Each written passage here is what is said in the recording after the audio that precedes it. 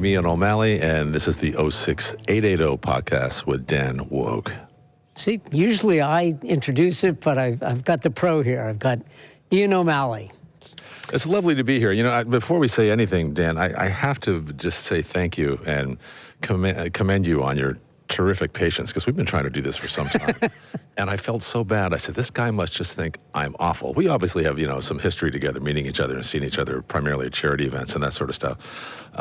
But it just, I'd get this email from you. I'd be like, I'd have a fill-in on a Tuesday midday at the radio station. And I know there was a lot of times where I said, I'm so sorry I can't make it. And I was looking forward to doing it. So I'm really honestly thrilled to be here. It is great to be here. So who is Ian O'Malley? Ian's had a 36-year career as a New York radio personality and still growing strong. Decade at the legendary 102.7 WNEW-FM, and the last 26 years at Q104.3. VJ at VH1, short stint on the CBS reality show Big Brother, voiceovers for Burger King and Saab. You were on Law and Order, Criminal Intent, School of Rock. Ian's a Westporter, donates a ton of time to charities, and you said you dabble in real estate. True. So welcome, Ian, to the podcast. And my pleasure. As I said, I'm very happy to be here. So how'd you get into radio? How did I get into radio? It was interesting. My mother, who I have a lot to thank for in regards to radio, was very, very particular about the English language and how it was used. So, a very simple example would be like, how'd school go today? Oh, good. She'd just look at me and there'd be silence. And then I said, sorry, it went well. So when I started in the mid-'80s, earlier to mid-'80s, there wasn't any such thing as internet. So when I first got into radio, what helped me is that nobody could see me. And because of my mother's intuition about, proper use of the language, I didn't sound like a 16, 17-year-old kid on the air. They didn't know. And my voice changed when I was relatively young. But in a nutshell, I was the kid that did emceeing of the variety shows, would read the announcements, what's for lunch today and that sort of stuff. And then somebody said to me at some point, have you ever considered getting into radio? And I said, no, not really. What I wanted to be was a veterinarian. That was my medicine is what I was initially looking at.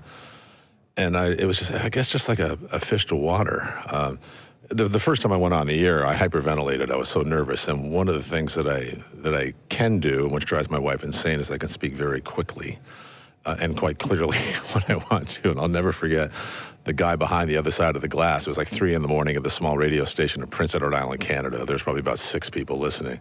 But I read a ferry report, and he just said, I've never heard anybody read that clearly and that quickly. I said, well, I just wanted to get it over with. So I started doing overnights when I was in high school. And I asked the program director at the time, I said, how do I get off these overnights? Because it's brutal. I'm on the air from, midnight to 6 a.m. Not knowing if anyone's listening? Yeah, they're just, whoever was out there. But it was a great training ground. And he says, well, you got to get better. And with a lot of luck and a lot of timing and a little talent, I ended up in Boston working television, actually, when I was 21. So it was quite a quick move. And then by the time I was 25, that's when I reached New York City and NEW.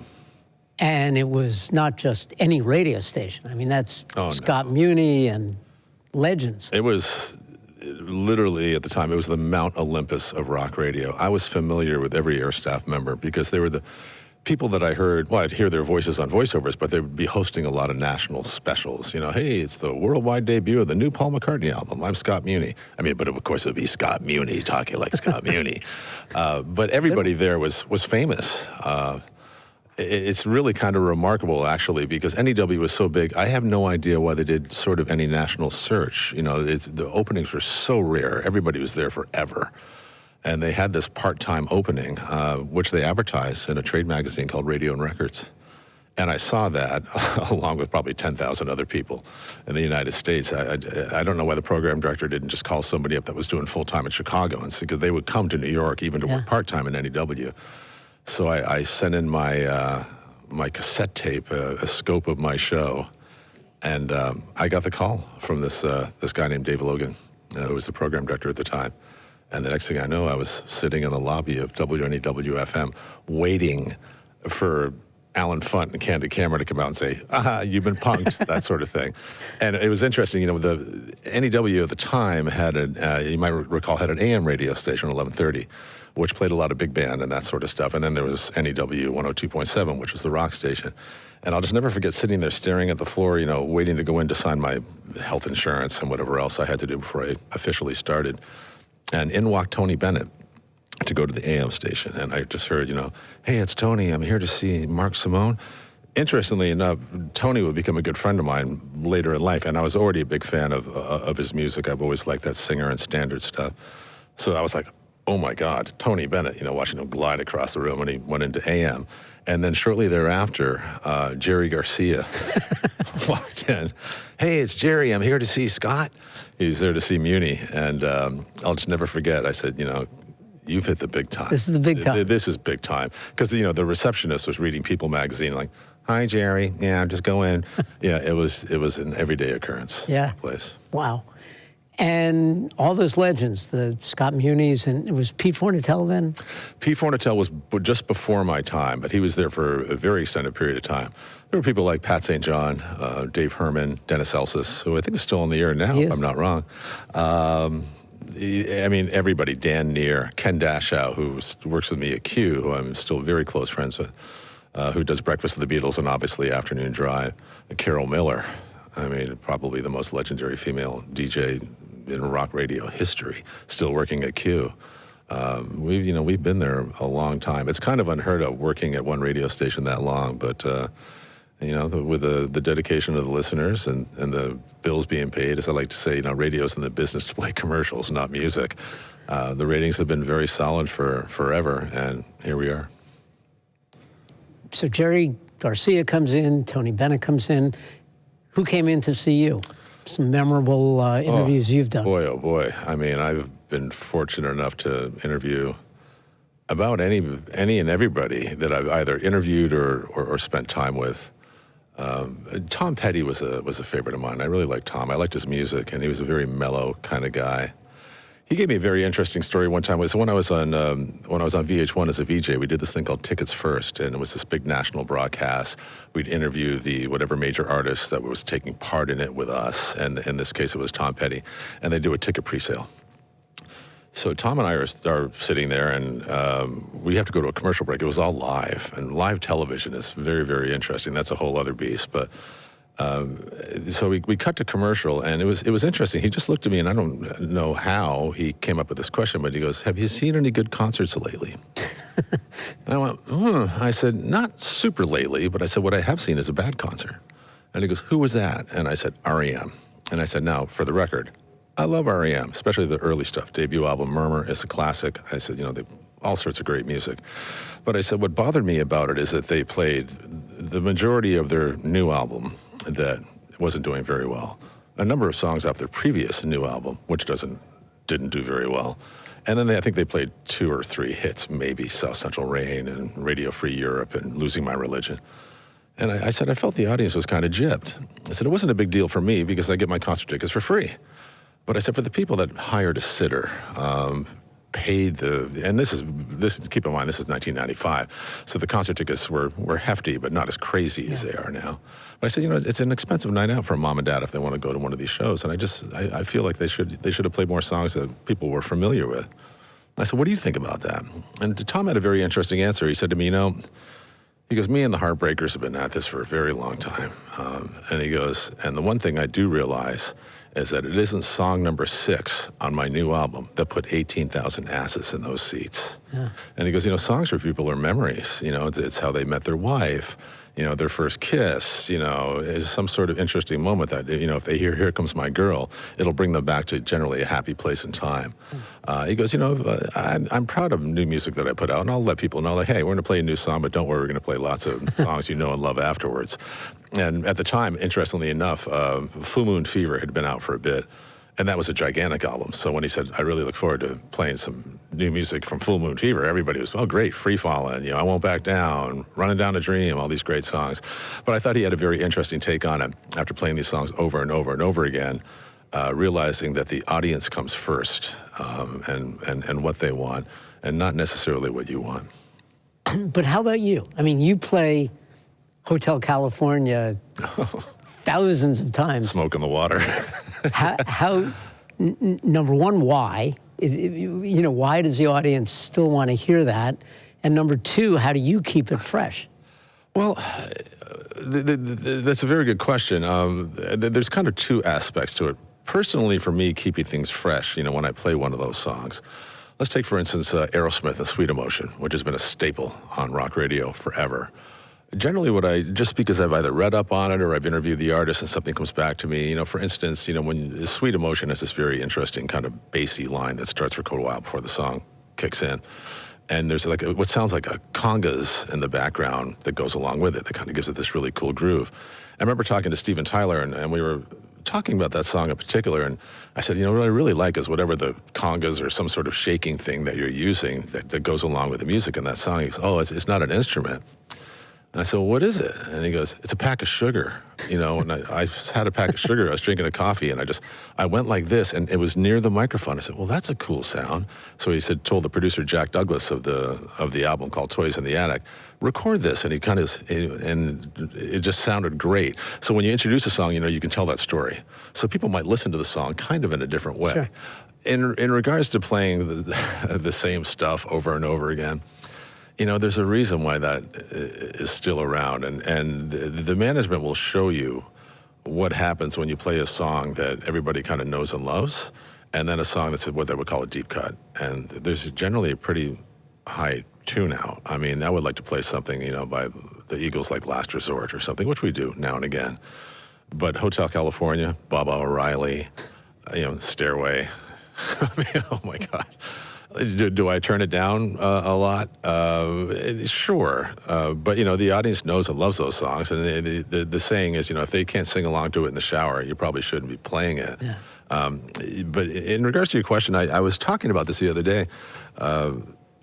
I mentioned, I said, because somebody asked me at a dinner party, are there any songs that you play that you're just absolutely so tired of, you just want to set yourself on fire? And I said, yeah, there's a few. And then they said, are there any songs that you played a million times that you still love? And I said, yeah.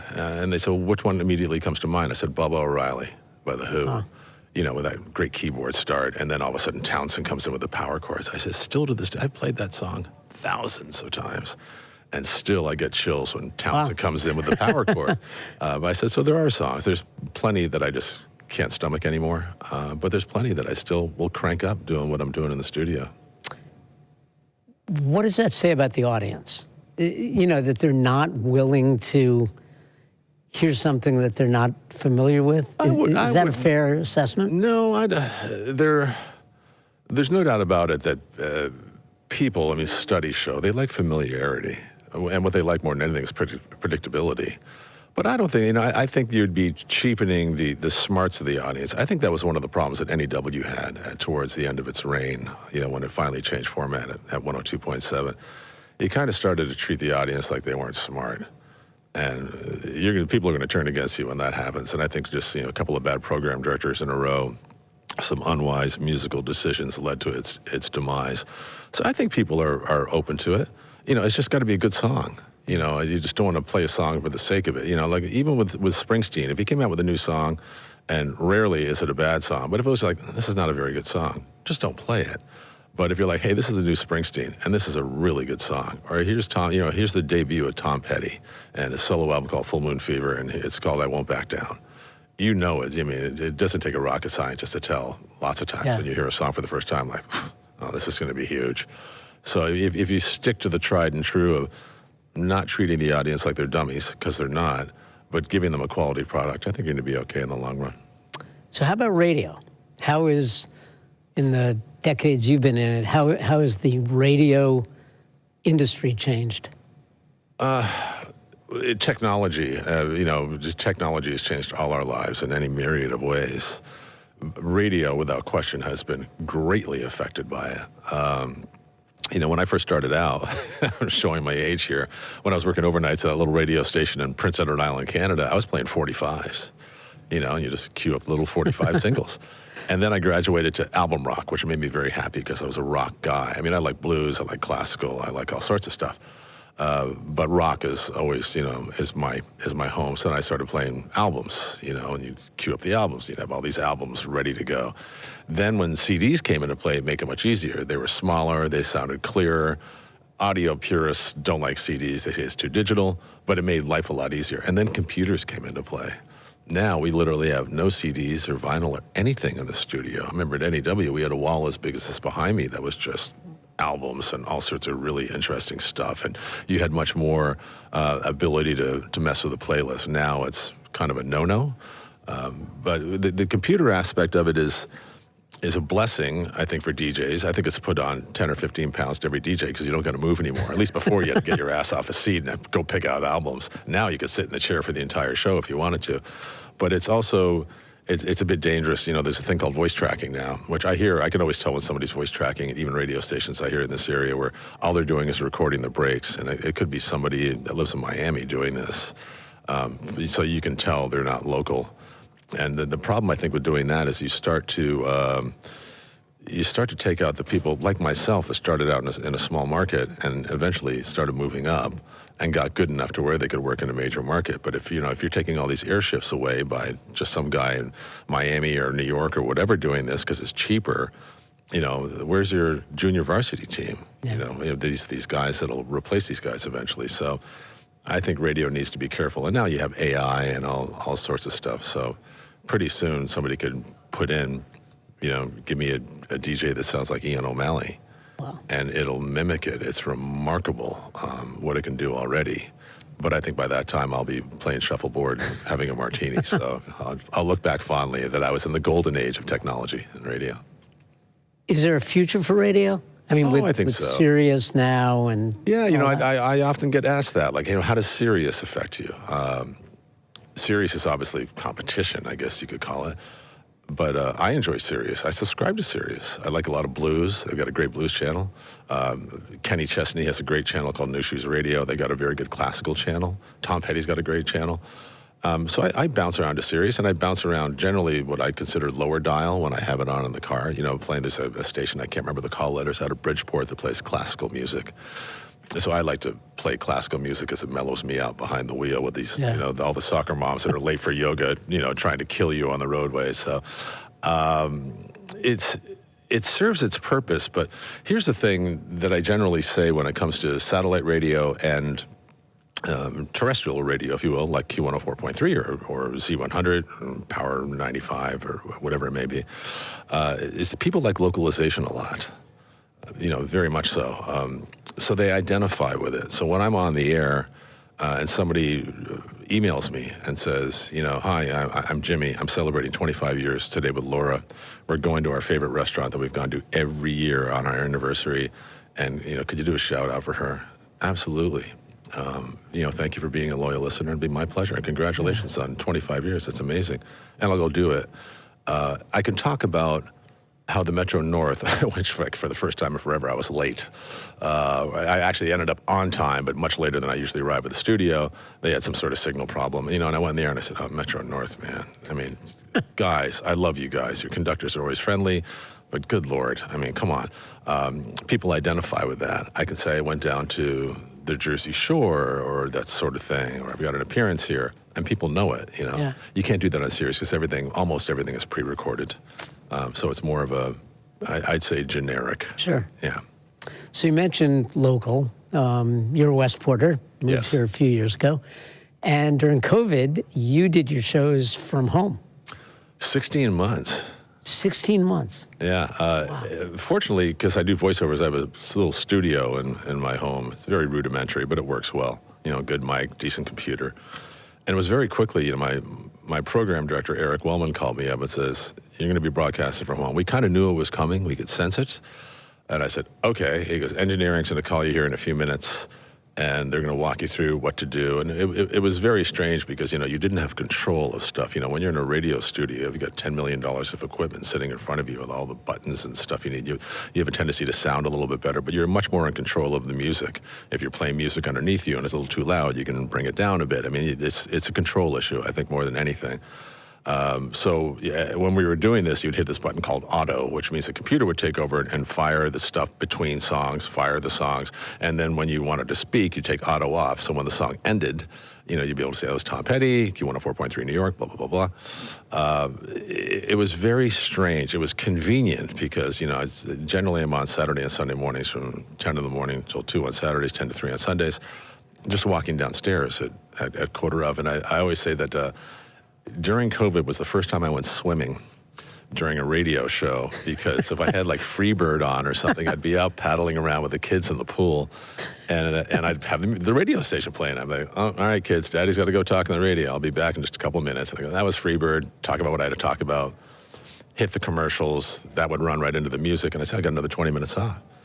Back out in the pool, playing with the kids, listening to the station. So that aspect was cool, but I'd be lying if I said I wasn't looking forward to getting back into the studio, which we eventually did a long time later.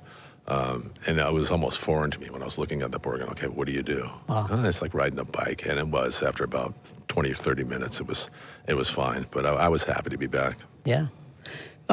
Speaking of Westport, you're involved in a lot of charitable stuff, MC things. What are some of the important things that you do here in Westport? Charity-wise? Yeah. Well, there's been a few of them. I was on the board of Homes with Hope for quite some time.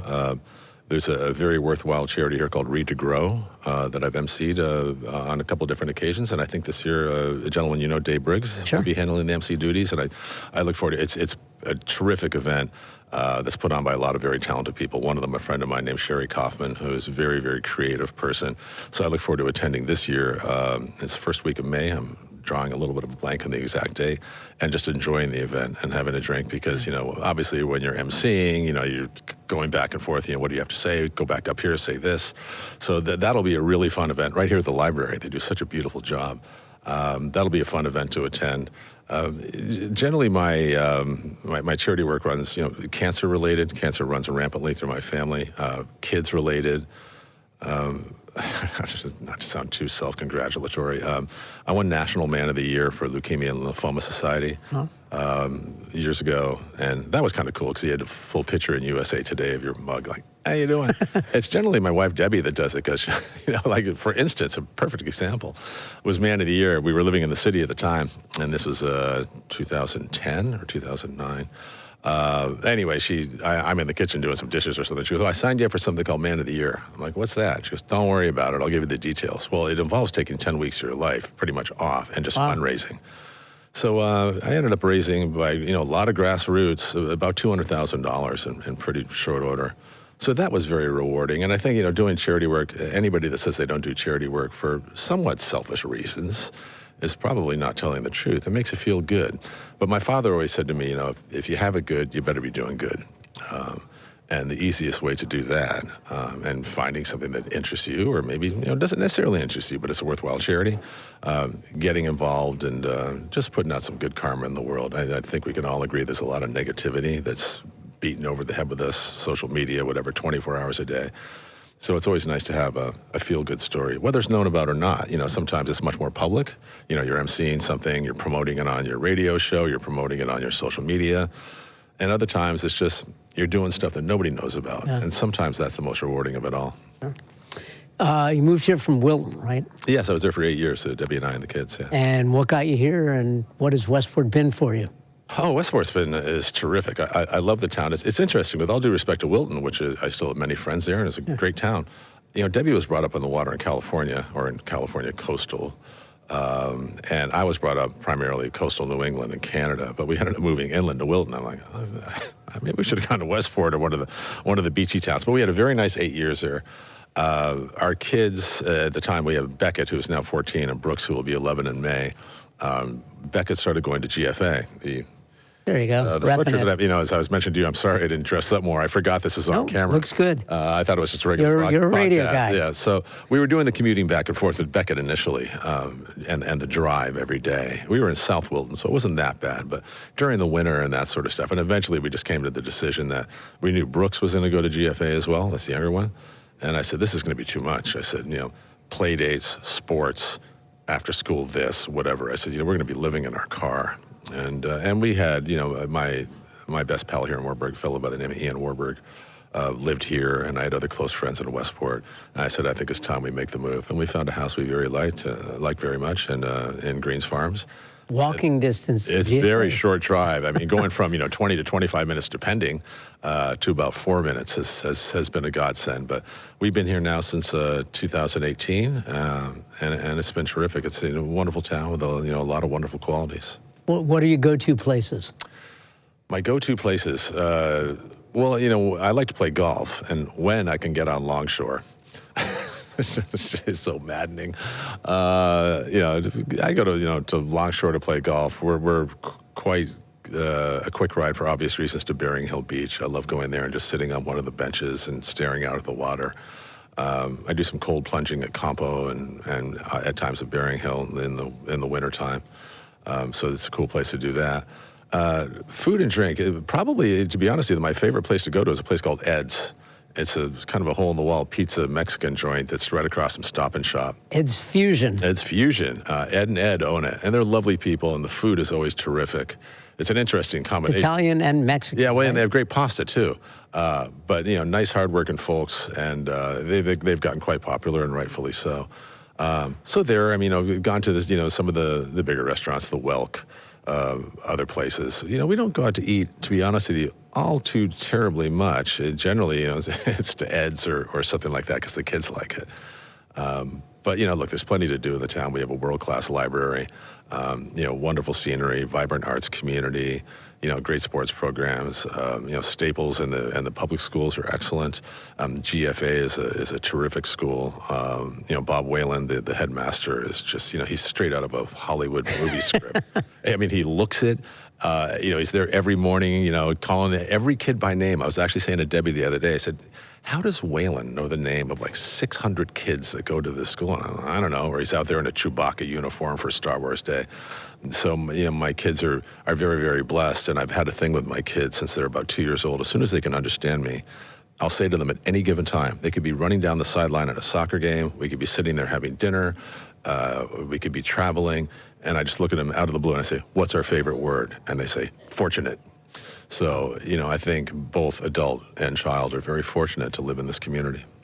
And we're fortunate, Ian O'Malley, to have you here in our community. We're fortunate to listen to you on the radio. I was fortunate to have a great tour of the iHeart Studios. Yes, that was great. And the one last thing that's interesting when you're considering age, we've been around. We've had a few trips around the sun, you and I. What I'm finding a lot now, much more so in the past year or two, is when I meet listeners. They're fully grown, mid-40s, something like that. And they'll say to me, it's very complimentary, I love your show, thank you very much. I've been listening to you since I was a kid. I'm like, oh, thank you. That hurts. Or I grew up listening to you. That's another favorite. But look, I look at it kind of with a giggle and just, how very fortunate that I am to be 36 years and counting in New York City rock radio. Sure. Last question. I just thought of this. So when you're standing in line, bank or whatever, Stop and Shop, do people ever say that they recognize the voice? Oh, yeah. That actually happens more often than one would think. It's very strange because I don't think that, we were talking about it before we did the broadcast, how some DJs, bless them, have that kind of DJ voice. They don't sound like that when they speak, but then they're on the radio. I don't do that. I don't sound any different, I don't think. And listeners tell me I don't sound any different on the air than I do off the air. But I recently had it when I gave my credit card. I looked down, Ian from the radio? Yes, I'm from the radio. Oh, like your show, and started talking music. Obviously, when I was working VH1, it was much more visual because I was the main VJ there for 3 years or so. So you're just on constantly, and the channel was very popular at that time. So you do get that, and look, it's not hard labor, when somebody saying something complimentary or, School of Rock is probably, I have hooked up with more old friends that I haven't seen, not super close friends, but guys that I knew from, they'll reach out, they'll look online, I get my email or phone number going, I was sitting down with my kids and they wanted to watch this movie, School of Rock. And all of a sudden I went, oh my God, that's Ian. And they see in the credits my name. So that movie is, I would like to thank, working with Jack Black was fun too. For reuniting me with a lot of old pals. So look, working in the public eye, there's much more positives than there are Sure. negatives. Yeah, classic movie, classic rock. Ian O'Malley, thanks for coming on 06880, the podcast. You want to give us an outro? Thanks for listening to the 06880 podcast with Dan Woog. It was my pleasure, and thank you again for your patience. You got it.